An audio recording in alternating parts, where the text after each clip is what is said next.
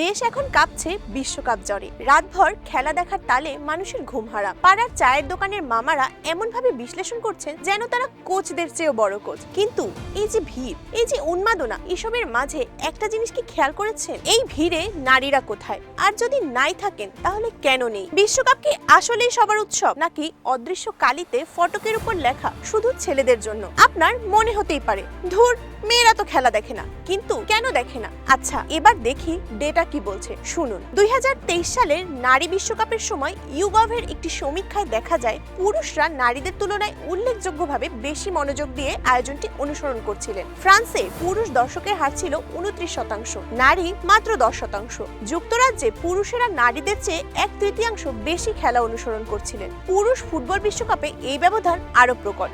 ইউগভের 18টি দেশে পরিচালিত একটি জরিপে দেখা গেছে পুরুষেরা নারীদের তুলনায় পেশাদার খেলা দেখার ক্ষেত্রে প্রায় দ্বিগুণ এগিয়ে। 58% পুরুষ বনাম 33% নারী। এমনকি পেশাদার নারীদের খেলা দেখার ক্ষেত্রেও পুরুষরাই এগিয়ে। হ্যাঁ, নারীর খেলাও পুরুষরাই বেশি দেখেছে, কিন্তু কেন?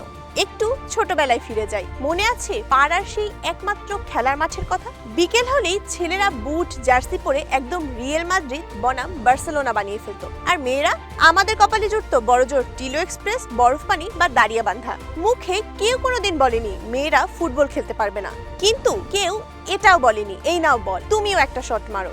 লরেন্স কোলবার্গ বলেছেন, বাচ্চারা কিন্তু চারপাশের পরিবেশ দেখে নিজে নিজেই তথ্য সংগ্রহ করে। 5 থেকে 7 বছর বয়সের মধ্যে তারা যখন বুঝতে শেখে যে তাদের জেন্ডার অপরিবর্তনীয়, তখন তারা নিজে থেকেই এমন আচরণ বেছে নেয় যা সমাজের ঠিক করে দেওয়া জেন্ডার স্টেরিওটাইপের সাথে মিলে যায়। অর্থাৎ ছোটবেলায় একটা মেয়ে যখন দেখে চারপাশের পরিবেশ, প্রথা আর সংস্কৃতি বলছে মাঠে যে বল নিয়ে ছেলেরা খেলে, তার অবচেতন মন তখন সেটাকেই স্বাভাবিক বলে ধরে নেয় এবং নিজেকে গুটিয়ে নেয়। যে মেয়েটা এই মনস্তাত্ত্বিক ছকে পড়ে ছোটবেলায় বল পায়ে নেওয়ার আগ্রহটাই হারিয়ে ফেললো, বড় হয়ে সে রাত জেগে অফসাইডের হিসাব মিলাবে কিভাবে বলুন? তবে গল্প কিন্তু পাল্টাচ্ছে। দৃশ্যপটে ঢুকে পড়েছে আমাদের বাঘিনীরা, বাংলাদেশ নারী ফুটবল দল। ব্যাক টু ব্যাক সাফ চ্যাম্পিয়ন সাবিনা খাতুন, মারিয়া মান্দারা শুধু ট্রফি জেতেননি, ঢাকাবাসীকে বাধ্য করেছে ছাদখোলা বাসের পেছনে হাজার হাজার মানুষের মিছিল নিয়ে নামতে।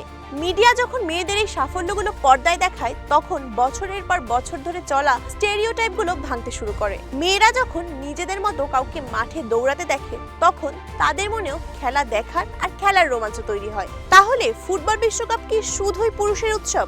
না, তবে এটাকে সেভাবে সাজানো হয়েছিল পুরস্কারের অঙ্কে, মিডিয়া কভারেজে আর ছোটবেলার মগজ ধোলাইয়ে। কোনো মেয়ে রাত জেগে খেলা দেখে না মানে এই না যে তার আগ্রহ নেই, বরং এটা সেই অধিকারের অনুপস্থিতি যা ছোটবেলায় তার কাছ থেকে অজান্তেই কেড়ে নেওয়া হয়েছিল। এবারও বিশ্বকাপে ব্রাজিল, আর্জেন্টিনা, জার্মানির পতাকা উড়ুক, কিন্তু সেই পতাকার ভিড়ে আমাদের বাঘিনীদের রংটাও যেন থাকে। আর সেই পতাকাটা যেন এমন কোনো মেয়েও ওড়ায় যাকে ছোটবেলায় কেউ বলেনি, আরে তুমিও তো খেলতে পারো।